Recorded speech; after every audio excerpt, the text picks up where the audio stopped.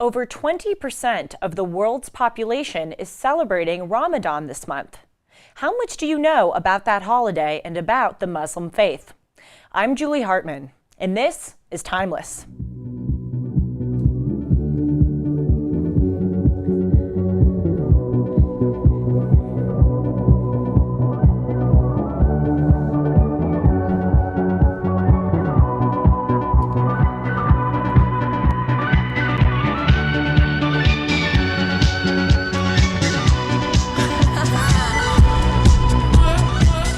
Hey friends, welcome to the show where I talk about timeless, eternal subjects.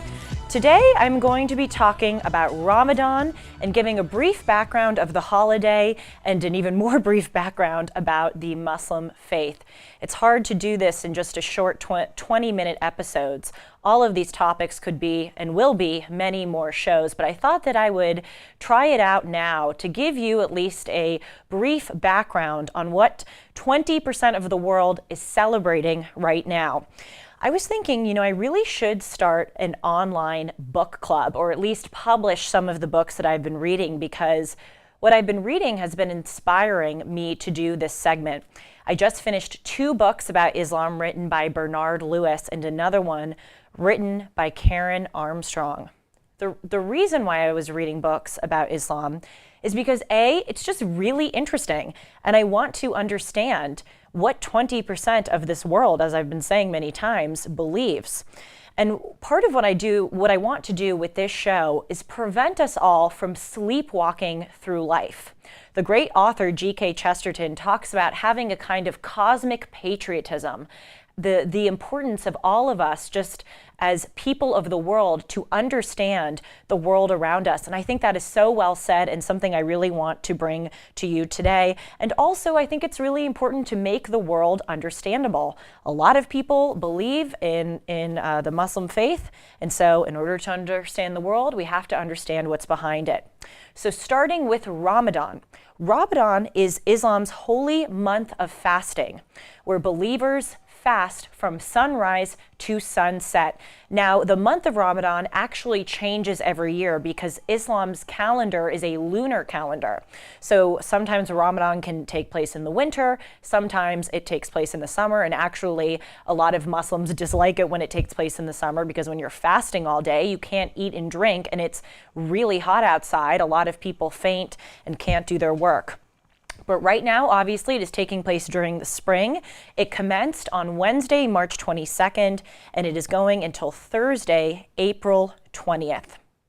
One of the 5 pillars of Islam, which I'm going to talk about more in just a few more minutes, actually is fasting. It is this holy month of Ramadan, indicating how very important it is to the Muslim faith.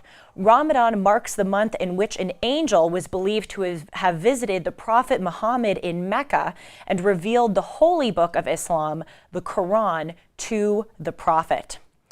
There are actually some exemptions for people in the Muslim faith who do not have to fast during this month.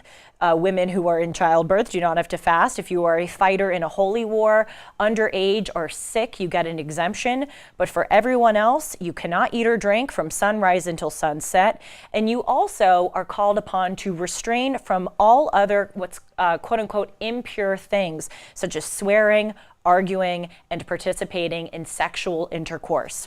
The reason for fasting is because Muslims believe that it strengthens their bond with Allah, what Muslims call their God. And also it is to demonstrate self-control and restraint. It also supposedly enables people who are participating in it to focus on praying instead of focusing on eating or drinking. It's supposed to purify and cleanse the body. And crucially, it's supposed to remind Muslims of the plight of others around the world, specifically those who starve, who lack food and water. It's supposed to make Muslims more compassionate and grateful for their blessings. And the month of Ramadan ends in a celebratory feast called Eid, which commemorates the end of the month. And when Muslims break the fast, they sit around the dinner table with family members, and the first thing that they do is eat dates, because it was believed that the Prophet Muhammad, when he broke his fast, the first food that he ate were dates.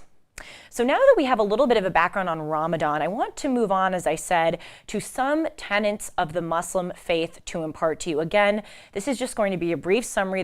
This religion, like all other religions, are so complicated and fascinating. But I think in order to understand Ramadan, it's important to give sort of the basics, the background of the Muslim faith itself. The Quran is the Muslim Bible, the mosque is the Muslim church, and the imam is the Muslim priest. They'll explain why those labels, although they are intended, of course, to be analogies and to help us understand Islam better, they're not really sort of accurate, and I'll explain why now. The Quran, the Muslim Bible, was believed to have been revealed to the Prophet Muhammad in the 7th century in Arabia by an angel. And Muhammad in the Muslim faith is believed to have been the final prophet of God's. And actually, the Muslim faith recognizes other prophets that came before Muhammad, such as David, Moses, and even Jesus. But again, they affirm that Muhammad is the proper and final of those prophets. And so the reason why I say that although it's certainly a good illustrative analogy, but comparing the Quran or calling it the Muslim Bible isn't exactly accurate, is because the Quran, unlike the New Testament, for instance, is not an addition to previous written work. So in other words, the Quran, although it acknowledges previous prophets, it's not like the Third Testament. It actually is supposed to completely replace the preceding holy books. The Quran is viewed in the Muslim world as the final perfect version of the Bible that the Old Testament and the New Testament got wrong.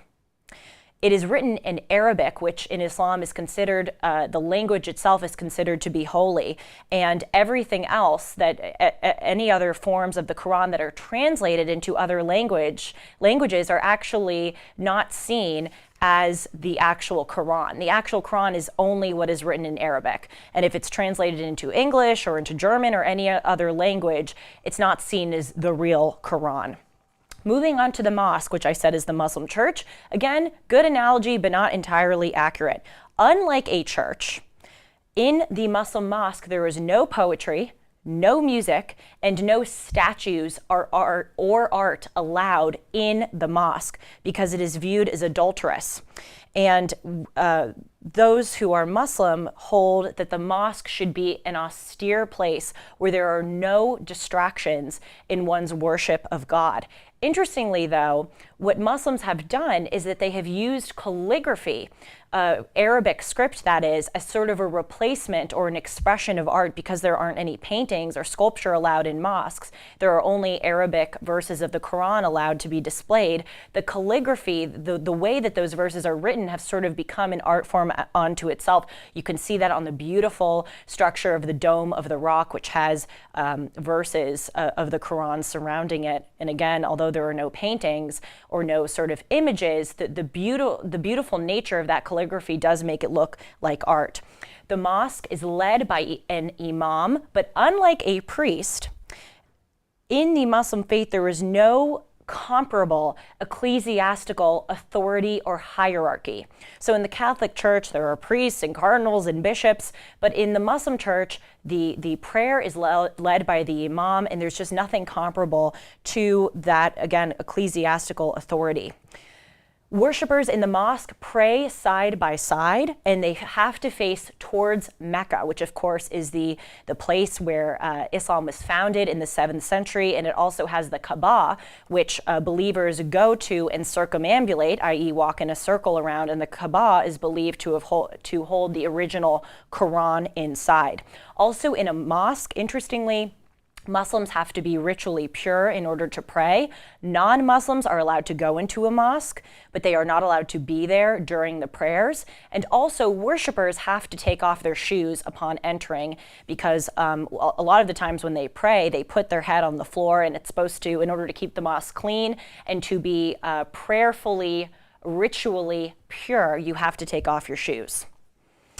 Moving on to the 5 pillars of Islam. The way I remember this is 2 C's, 2 P's, and an F.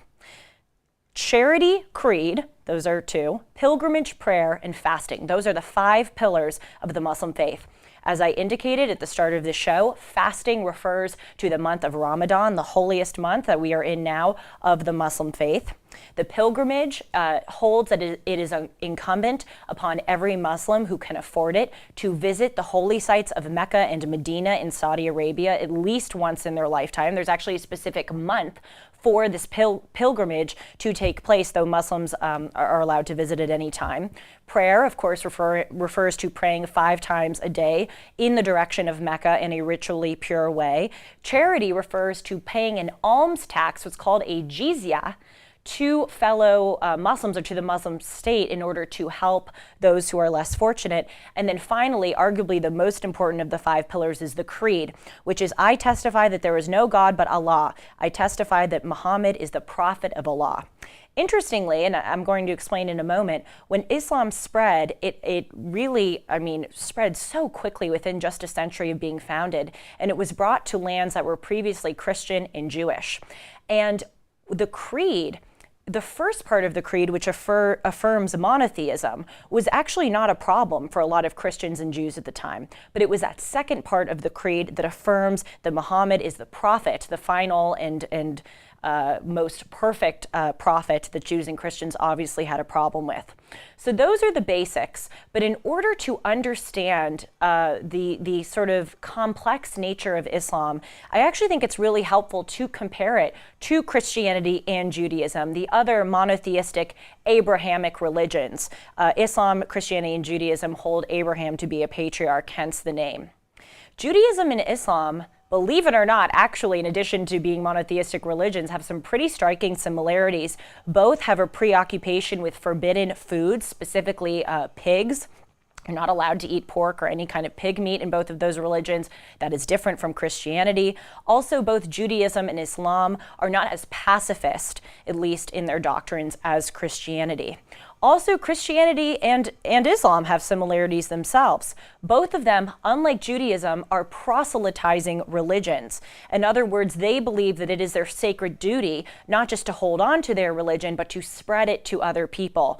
Jews view it differently. They view it as their job to spread the values of the Bible, but it's not really so much important to them as it is to Christians and Muslims that someone convert. Relatedly, Christians and Muslims both believe in heaven and hell. And they believe that only believers are the ones who are admitted to heaven, or non-believers are cast into hell. Whereas in Judaism, according to the Talmud, quote, the righteous of all peoples of the world are accepted into heaven. Doesn't matter if you're Jewish, if you're righteous and an ethical monotheist, you will go to heaven. But of course, obviously, there are significant differences between Islam and Judaism and Christianity. Muslims reject, for instance, the fatherhood of God as blasphemous. They accuse Christians of adopting polytheism by adhering to the Holy Trinity. In fact, there is a verse in the Quran that is sort of a slight to Christians. It says, God is the one God, one and eternal. He does not beget, nor is he begotten. Interestingly, this is one of the Quranic verses that is on the Dome of the Rock in Israel, which at the time of the Muslim invasion was, of course, a Christian in a Jewish land. And so by building the Dome of the Rock and putting that specific Quranic verse on it, again, it is a slight to the Christians by saying, sort of implying that the Holy Trinity is blasphemous and polytheistic. As I mentioned, Muslims also consider the Old Testament and New Testament to be misconstrued by Jews and Christians. So whereas the New Testament builds on the Old Testament, the Quran does not build on the New Testament or the Old Testament. The Quran replaces the Old Testament and New Testament and is seen as the perfect version of those 2 previous books, which were subverted. And also, the 10 Commandments, which of course is the sort of governing basis of Judaism and Christianity, is different in the 5 pillars of the Muslim faith, mainly that most of the 10 Commandments, 7 out of the 10, in fact, are concerned with human relations. That is different where 4 out of the 5 pillars of Islam concern relations with God. So it sort of shows that duty or behavior in this life is more important to Jews and Christians, whereas sort of using this life as a means for the next life is actually comparatively more important in Islam. Also, Judaism and Christianity, this is sort of the basis of the difference and something that I will expand on in subsequent episodes. Judaism and Christianity were minority religions. When they were founded, and even until this day in many cases, they were outsider religions. Obviously, Jews, for the whole history of their existence, have been persecuted. Christians were persecuted in the Roman Empire until Constantine adopted Christianity as the official religion. That is very, very, very different from Islam. Islam did not start out as a minority or outsider or persecuted religion.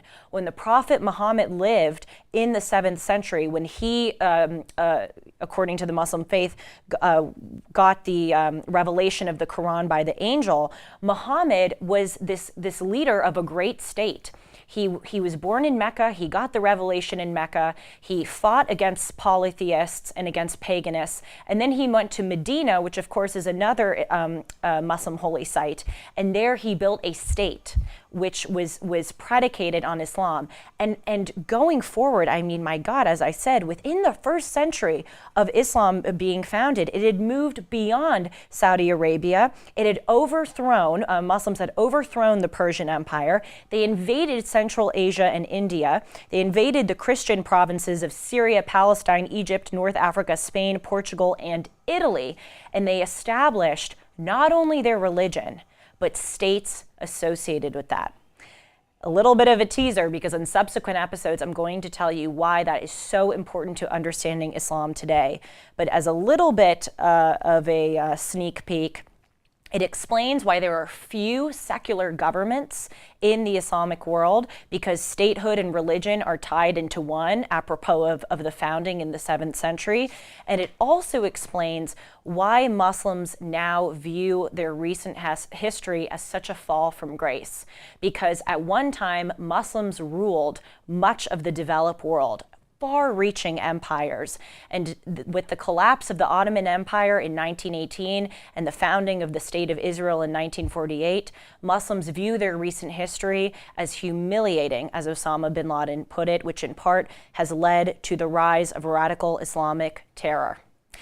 That was probably enough of a dose for you today. Again, in subsequent episodes, I'm going to keep talking to you about Islam. I have been so enjoying learning more about this very complex religion through my books. If you would like to email me about it, please do so. I'd be happy to talk with you about it or any subject. You can email me at julie@julie-hartman.com. Also a reminder, please subscribe to this channel and like and comment if you wish to, and follow me at Julie R. Hartman. And remember that each of our thoughts, choices, and actions shape who we are. So let's think clearly, choose wisely, act with principle and determination, and read more books about world religion. Take care. See you soon.